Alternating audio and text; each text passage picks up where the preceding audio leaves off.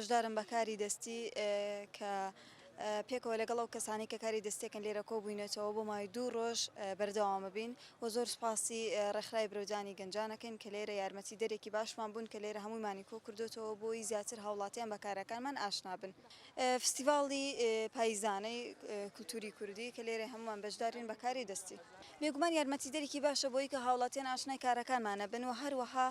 فرۆشێکی باشتریشمانە بێت و زیاتر هانەدرین بۆی لە کارەکانمان بەردەوام بین. پەیامم بۆ هەموو ئەو ژنانەی یاخود هەموو ئەو خاتونانەی کە خوێندنیان بە تایبەتر کە تەواو کردو ئێستا لە ماڵەوەن کە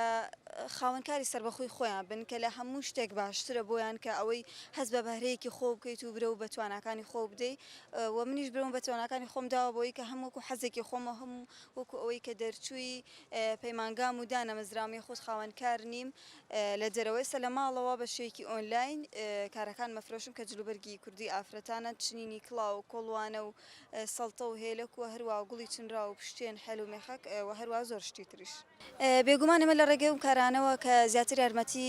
خاتونە کوردەکانە دێن بۆی کە زیاتر جلی کوردی باکاربێن لە بۆنە و ئاهەنگەکانیانە کە هەتا زیاتر ئەم شتانە بکڕن بێگومان بەلای شتی تراناچن و وەروە هەستێکی خۆشیشە کە تە ئەو شتانەی کە بەکارێنی خاتونێکی کورد دروستی کردبێت.